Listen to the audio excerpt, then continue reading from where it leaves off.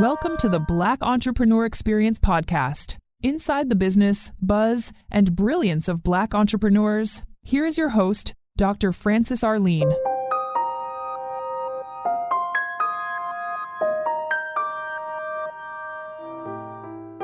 Quick note before we get into today's episode.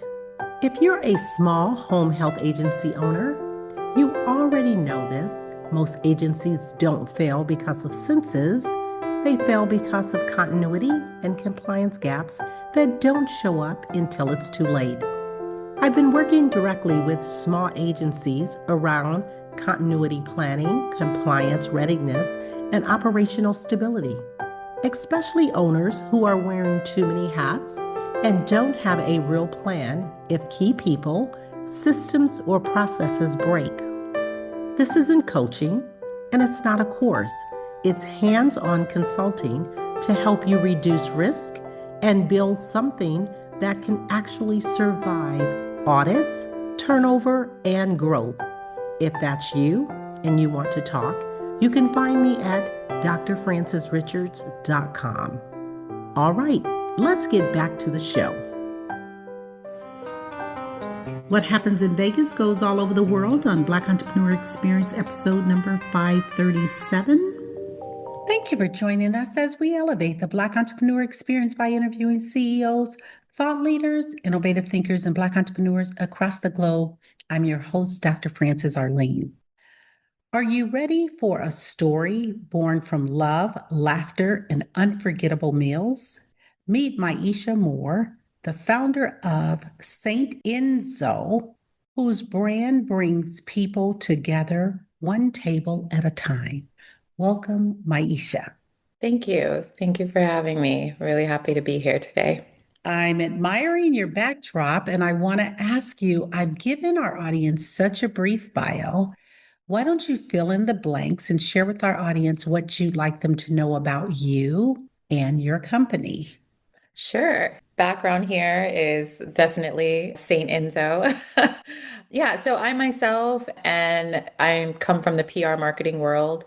I've worked with very top luxury brands. I've worked with companies that have been around for eons and help them just to kind of disrupt and get back into the market and gain a new demographic, if you will.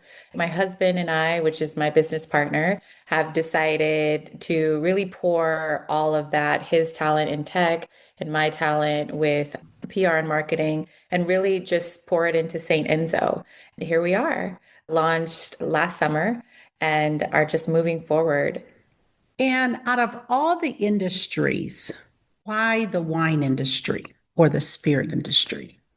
So I think when we really were, this is the genesis of it comes from Armon. And he really just saw an opening, if you will, or an opportunity. And that came from just a very tangible moment from us, an authentic moment where I was going out for brunch. I was a new mom and I was able to get out finally and meet with my friends. And it was so exciting. And here, when we got to brunch, everyone was really kind of just stuck at the drinks. And it just created this moment of, I don't want to say just, but it just didn't meet the magic of the moment, if you will, of what I was hoping for. People were just like, oh, can we order a bottle? No, we can't. No one can agree. We're doing coffee. We're doing mimosas. Oh, champagne gives me headache. This, this, this. So there was just more complaints than there were just like, this is a joyous occasion. So when I came back from brunch and I told him about this, he's like, I wonder if there's like a brunch wine, like a wine that, and so this really just kind of came about. He also definitely has background in working for high luxury, just kind of, and I say high luxury price point, but just more so just the brand itself in Singapore and in Asia. He dealt with wines in particular. I think there is some definitely things that come from there, that background. But yeah, this was born out of a very authentic moment of just seeing some white space and realizing there is a need for something new at the brunch table, and wine being more so centered around connection and not this very kind of older approach of, do you know, your grapes? Do you understand the tannins? Do you understand all of the, the markers that go into it? But more so just like, this is a feel good moment and definitely here to connect individuals. Talk about the naming of the business. Sure. So, Saint Enzo, again, coming from just like that PR marketing background, we went through a full strategy to develop the name. But just like that pairs down to Saint being Lambrusco is actually BC before Christ, the grapes itself. So, this has been around for a while. We just wanted to pay homage to that through Saint. And then we have Enzo. So, when we were looking at just kind of the wine itself and how the brand was coming together, it was really a little masculine in itself, and it was a gift to women. Enzo being the traditional boy's name in Italy, like a very prominent name, and also our second son's first name. I have to say, I was just totally blown away by Enzo Ferrari's documentary, and and so we named our second son Enzo. Nice, nice. Let's talk about the intersection between being a mother, a business owner, and running a business in marriage. So it's really like love and entrepreneurship. Sure. As you embark on something as a business with your partner, right? That's always can be sometimes seen as like, oh God, what's going to happen? Are we going to just turn into a business couple? Is the love going to dwell? So you go back and forth. But I will have to say, this journey, although sometimes in the beginning, maybe I was a little hesitant, but along this journey, I've really been excited, I'll say. It's just been able to really bring out things in Armand that, I wasn't privy to every single day. Seeing the way he thinks, the goals that we're setting, the wins that we're making. And even when we do have things that necessarily we have to work through, it's both of us putting our mind together and seeing the best of both of us in a different way, right? Which ultimately brings us back to love.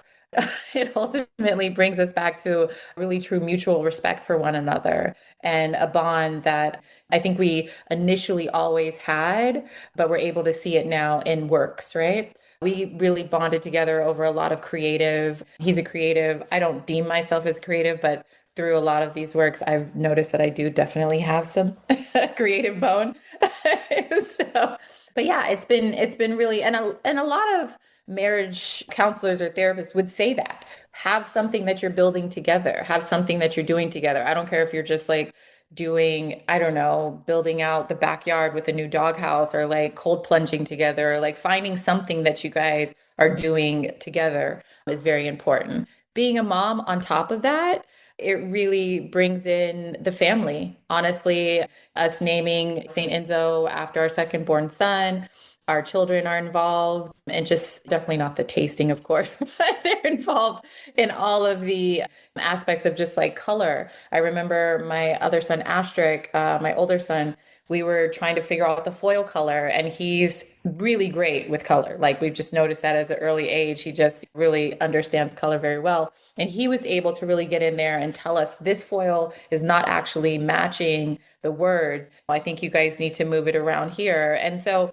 they're able to come on set with me when we're doing campaigns. They're able to sometimes have to come when I have to go to a restaurant and, do certain tastings, and they're able to have grape juice, and they hear me talking. They see what their dad and I are building. And the goal is ultimately for them to either be inspired or, of course, want to take this over.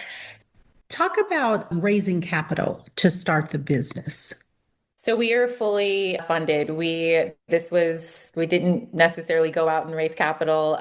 It was something that we knew that we were taking on 100%. We didn't want to dilute the business. So this was something that we reared up for. We made cuts in certain places personally, and made sure that we were prepared to launch this wholeheartedly. Of course, later down the line, we definitely have plans for building capital, but right now we're fully 100% owned and 100% funded.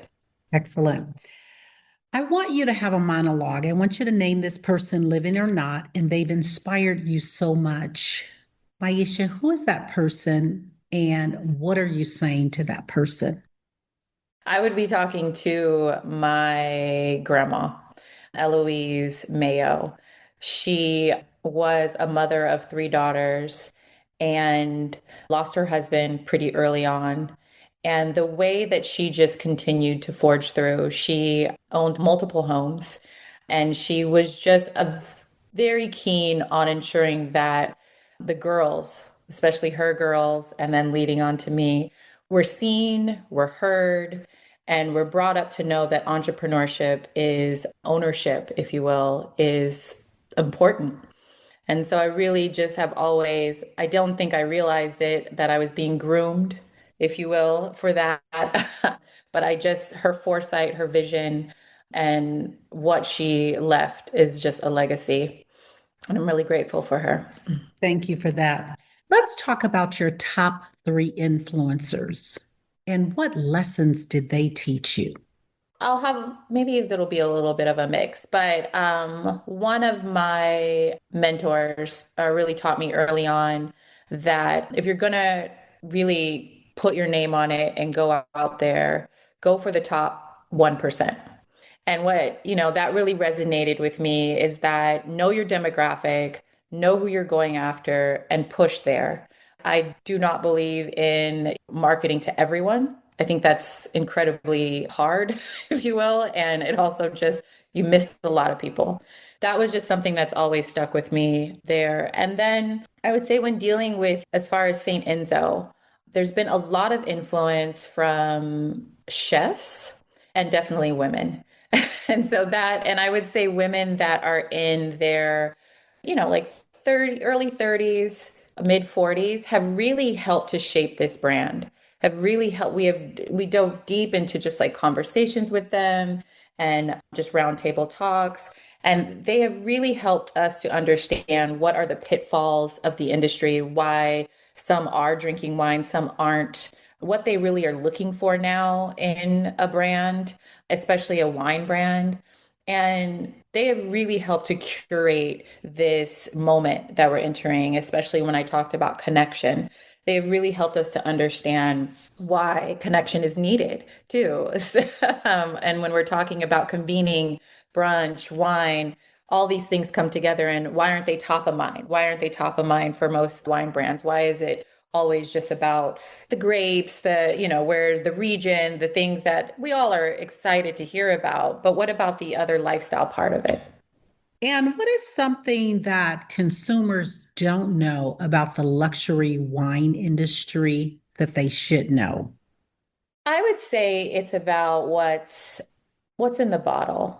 Honestly, I think when we talk about luxury, sometimes people just talk about it from a price point, but I don't think that we really talk about what's in the bottle. Saint Enzo itself is 100% Grasparossa grape. That is extremely rare. And to me, as a purist, and which is why I would say also my partner, we're just purists at heart. This is something we can back and really get behind. And that's luxury to me. That's something that is not diluted. It's not watered down. You're not getting any fillers, if you will. 100% of something is very rare nowadays. And so I think when people are thinking of luxury, they can think about it in many ways. But a lot of times, let's just think about what's actually in the bottle. What is something you wish you knew before starting the brand? I mean, I think honestly is how new, I mean, how this industry is so new for me. I don't come from a background of like understanding the wine industry or knowing the details around the wine. I'm actually just like learning how to ride a bike. That's what I tell people all over again. And that can some days be amazing because you make strides, you realize. And then at sometimes you're like, oh, okay, I've hit a wall and how do I get over that wall? And so there are quite a few just challenges, but with strategy and with communication, I have to say, like, we really have been able to continue to make strides all along the way. You talked about knowing your demographics. Who is your ideal client? So our ideal client is definitely a female. I would say she can range between late 20s to mid 40s. And she's into fashion. She's into a functional day drink, something where she may have to get back to her kids. She may also have to get back to the office. She may be a lawyer that comes out for happy hour, has some Saint Enzo with a good friend, and is going back to the office late night. with 11% alcohol content, she can do that. She also is conscious about what she's putting into her body, what she's putting on her body. She is a thought leader. And so that's really who we're targeting. If you look at a lot of our campaigns, if you look at a lot of our things, content that we're putting out there, it's definitely speaking to this woman. That's awesome. What problem exists in the world today that you'd like to solve? We are in some heavy times right now, some very, very heavy times for all of us. And I think traveling internationally and coming back to America really sets a tone for you to just kind of have an understanding of maybe where we're missing the mark here. I'd have to say just the American dream overall. I myself as an entrepreneur who am, pushing forth towards this American dream, know many others that are trying to too, who have come here from many other countries. And I think that that's what makes America beautiful as far as what we're seeing and what's happening. I just hope that we all don't normalize it and we find the strength to just keep coming together as a community, keep holding each other up in our moments that we need, and showing up for one another. Absolutely. When you talk about entrepreneurship, what was that pivotal moment when you knew that you were going to be an entrepreneur? You talked about your grandmother and how you didn't realize you were being groomed. So I assume you've had, and you can share with the audience, your corporate career. Talk about that pivot and your day quit, sort of speak. When you think about entrepreneurial, you don't just, it's not something that just kind of snaps and you just jump into it. There's many steps that go into it prior to that. When I think of my journey ending here, of coming to this moment, I have tried many different times to be an entrepreneur in some aspect when I think about it, in that sense. And so they weren't always successful. They weren't always for the long haul. I don't think that I always knew exactly how to get my footing and carry it all the way through. But I have to say, one thing that always rang true with me is that when I thought through something and I put it down and I tried it, it was ROI positive.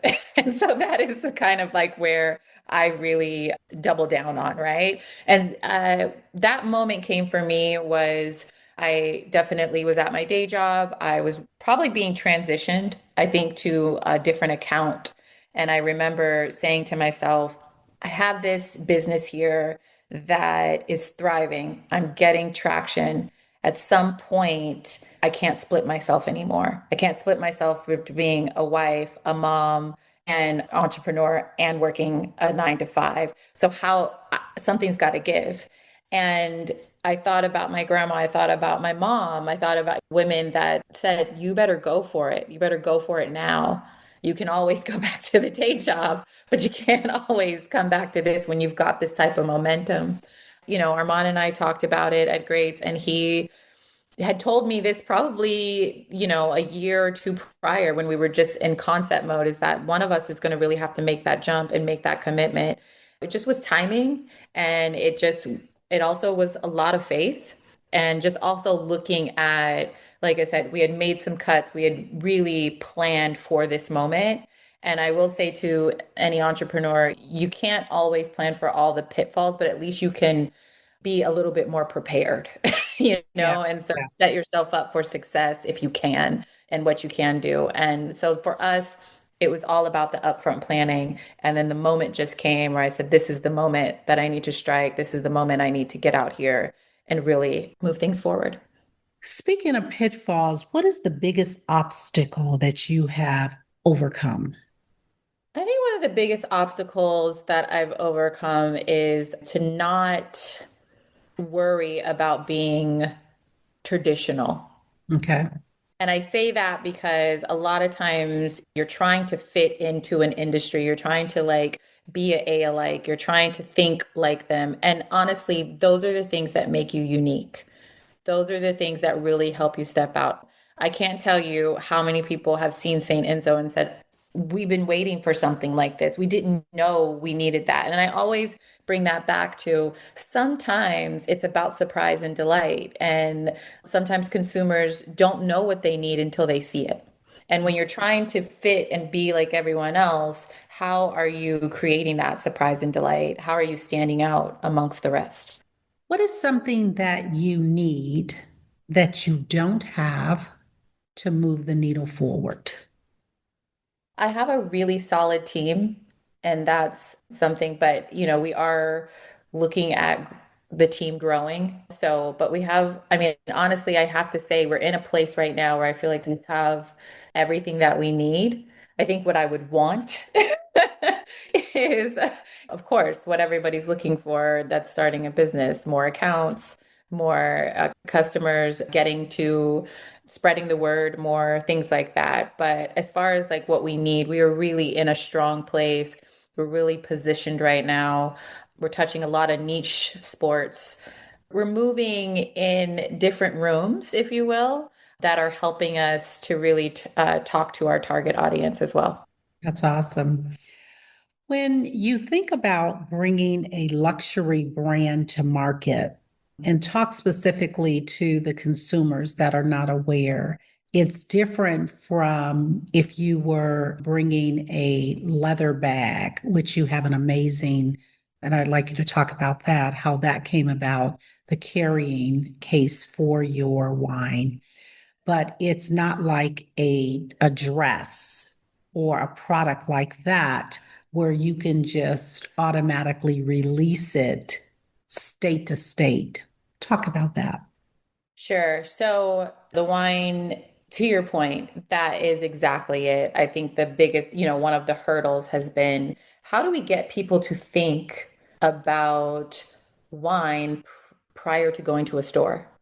As you know, we are not in your local wine shops. We are online. Most of our sales come from online. We're at a certain hotel, L'Hermitage in Beverly Hills, and we're moving forward with a couple of other restaurants. But the main thing is getting the thinking of I am going to have a couple bottles at home.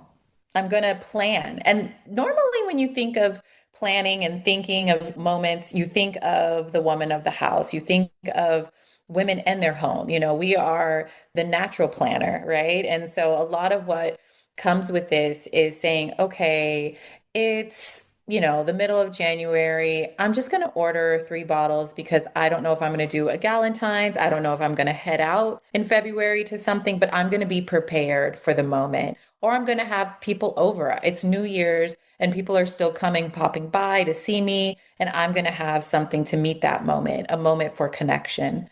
And so that has been really where, and also just there's education around Lambrusco. Lambrusco got a really bad rap in the 80s as being very sweet.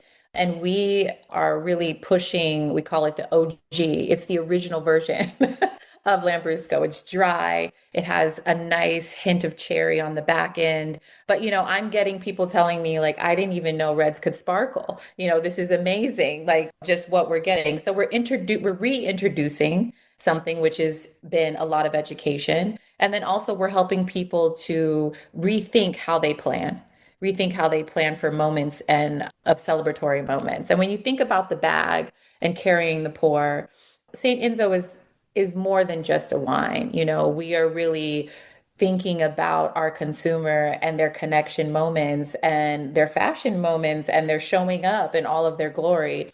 And so what better way than to have something that they can carry that really sets the tone. And so that was designed by Armon. He really went fully in. We went through various models and we really wanted the first to be a monochromatic, just seamless look, just very beautiful when you entered a room. And I've carried the bag. I've carried the bag with wine. I've had people carry it and they're just like, anytime I enter a room with this, people are like, what is that? And on top of it, you can put your credit cards in there. You can put your cell phone in there. So it's very functional. We don't just have this like beautiful thing that's not functional. But yeah, so there's just these touch point moments where we're thinking about our consumer. And so we're not going to leave her empty handed. And if you're a gentleman looking to gift something for a female, right, you can meet her where she is. And what better way to say, I've planned for you. I've thought about you. I'm showing up in these moments with love than with Saint Enzo and the bag and floral. I always love a good floral moment. That is awesome. Myisha, if someone spent the whole day with you, what is something they would learn about you that we don't know? I think they would learn that I am constantly thinking through. It's like a maze sometimes, but I'm constantly thinking through. I am always reflecting, pushing boundaries. They'll hear me on phone calls, and a lot of times I can't just accept what was being said. I want to really get to the meat of it. I want to really like think through this with the person. They'll understand that like my creativity also pushes boundaries. It's pushing boundaries to decide to do a holiday campaign, a New Year's campaign, and followed up by a Valentine's campaign is really that out of the box thinking. And so they'll understand that like my day to day is to drum up what is my girl thinking about? What is my demographic? What is she looking for? What is she like? What does she want? I am obsessing about her. I am literally obsessing about her.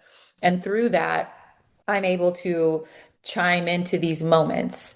I hope that, if you spent the day with me, you would realize number one, I talk to myself a lot because I'm talking through a lot of I'm solution oriented. So I'm thinking through a lot of things. I'm also doubling down on budget data. I'm looking at social media data. So they'll realize I have both sides of the brain, which I do think you need when you're running a business. Looking back, what are you most proud of about Myisha? I'm most proud of my journey. I'm most proud of the unconventional kind of moves that I've had to take. I left the healthcare industry to come to the marketing industry. And so I'm really proud of myself for not being boxed in, for honoring what's where I am, and for always being open to learning. Looking forward, what do you hope to accomplish in the next year and the next 5 years? In the next year, I definitely have some just strong standing goals for St. Enzo, of course.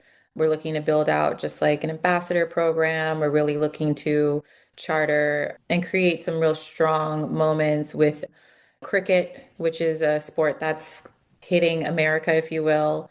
So I think there's just some like definitely some things we're moving towards that we're looking to like hit numerically, of course, with St. Enzo. And then when you think of the next 5 years, it's just that this is just the precipice, if you will, like the beginning of what we're trying to do. I think our overarching is to come out with another wine, maybe a Bianco, something really go into the fashion industry. I think there's a whole shift that you might see, not a shift, but like a movement that you might see us head towards. And so, yeah, I think over the next 5 years, you'll just see us grow. You won't see us just only grow where you can purchase, if you will, but grow as a brand, but grow as a community. That's what I mean by growth. And what is your personal zone of genius? Hmm. My personal zone of genius is communication. I've been known to be able to enter a room and can tell who I need to talk to, who's really here for this moment, who's the one I need to convince. So they call that reading the room, and I'm able to read the room really well. And what keeps you going? What inspires you to continue moving forward? Purpose and my family. There's nothing like having purpose and understanding that we all have it and we all can tap into what we're here and our purpose. I've been given something that is purposeful and meaningful, and that's what keeps me pushing through. And of course, just every day looking at your family and knowing that, like, there's something I want to hand down to them. There's something that I want to imprint on them. I have to get up every day and show that. Let's say you lost everything and you had to rebuild in the next 30 days. What industry and why? I think I would go and rely on I would get a marketing job for sure. I would get a PR marketing job. It's what I execute and know well. It's my background. And it probably would be somewhere in sports, NIL, kind of things like that. Absolutely. What is something I want you to talk specifically to the audience? And what is something you want them to know about St. Enzo, the industry, and specifically that they don't know? I think the main thing that I really want people to take away from Saint Enzo is that this is not your mass produced wine. These are thoughtful people behind the brand. This is a curated small batch wine that you can get your hands on. And so I really think that people sometimes look at things and they think that there's just an unlimited supply. We are not that. There isn't an unlimited supply of this. I would just urge people that are looking for a moment of beauty, a moment of connection, a moment to really be able to say, like, I've got my hands on something that was really thought through and made for me. That is what St. Enzo is about. That's what we're bringing to your table. And that's why it's the choice pour. Myisha, talk to a younger you. What advice would you give to a younger Myisha? Action kills anxiety. Just keep at it. I like that. If you conducted this interview, what is the one question you would have asked yourself? I want you to ask the question and answer it. Well, that's a good one. Usually, I would ask myself about the labeling, about the beauty of the label. And I say that because a lot of times it gets a moment when you open up the bag, people are like, oh my God, this label is so gorgeous. But it speaks to our out of the box thinking of us working with a designer that actually is a fashion designer, is Doma Wells, who's from DC. And she was able to really kind of come in and get the ethos of St. Enzo and put that to a label to print. And so when I through and through, when we think about our consumer, I just really want them to know that they were thought about even in these small moments, in these small detail moments. We went and got a woman that was really thoughtful and curated this bottle for you. I love that. There's so many brands and businesses that are dominating. Talk about a brand or a business that's dominating that you admire and why. But I'd have to say, going back to that kind of like moment is the WNBA. I think they're doing a very good job of not just focusing on the basketball. I think they're doing a really strong job of just creating moments for people to experiential moments versus just come to the game. It's really important that they did that because they basically took the data point of like, okay, people are not coming to the game to see the actual game because they are going to the NBA game, but what can we do to create these experiential moments that are adjacent, game adjacent? And so they're starting with just like even the fashion show runways when you have people like Domo, people, other women who are coming in and designing for these moments. So this is just like exactly kind of when you think of St. Enzo, when I tie it back to what we're doing. We're not, it's wine. Definitely wine is the moment, wine is of the choice. But like when you think of the bag, when you think of the other things that we'll be producing, this is how you build a community outside of just one vertical, if you will. This is how you continue to bring new people and new eyeballs to your brand. I love that. And I can really hear your passion for something, a big takeaway for me in the interview. And thank you so much for joining us. I've done a lot of business classes, but when you hear what you're saying, the passion about really knowing your market, really knowing your client. And I think a lot of times as small business owners or business owners, we don't like to use the term as small, but you hear that a great deal. But I think what I'm hearing is you've really focused in on when you said, I'm obsessing over my client. And Mhm. every moment, and you hear, do you really know your client? And so it's almost like when you think about actors and actresses, and if they're doing a story about Billie Holiday and they say they embody the spirit of that person, and that's what I'm hearing you say. So it has been amazing to hear the passion and for you to say that you have come from the healthcare industry into a whole new industry, but it lets you know, or for me, I sense it's your lane and you are very passionate. So thank you for that. Thank you. We come to the part of our interview. It's called the rapid round of fun. I'm going to ask you a series of questions and I'd like you to give me very quick answers. If there's something you desire not to answer, feel free to say pass. Are you ready for the rapid round of fun? Well, I'm ready. What is your favorite comfort food? Potato chips. The last movie you saw? I just watched on Netflix The Cowboys. I don't even know the exact name of it, but it was all about the Cowboys. It was like a case study on, and it was amazing. Was it a business related about the Cowboys, the team, or was it? Yes, it was. It had to do with the owner and the coaches and how he was just doing these like, I mean, unprecedented things. And at the time, people thought he was absolutely crazy. But sometimes that's, you've got to shake things up that way. Yeah, I like that. I'm going to find that. Yes. You relax doing what? Drinking Saint Enzo, honestly, with a book on the couch. Love it. Your favorite singer or rapper? My favorite singer is, I'm just a Mariah Carey girl. I really still, like, she still just does it for me, Mariah Carey. Your favorite dance song? My favorite dance song is Somebody That You Used to Know. What food you eat every week, no matter what? Garbanzo beans. I'm just like, I put them in salads, I put them in soups, garbanzo beans. Workout or hit the couch? A workout girly. I have to work out. Awesome. Myisha Moore, thank you so much for joining us on Black Entrepreneur Experience Podcast. Before we let you go, share with our audience the best way for them to connect with you, to do business with you, and leave all your social media handles.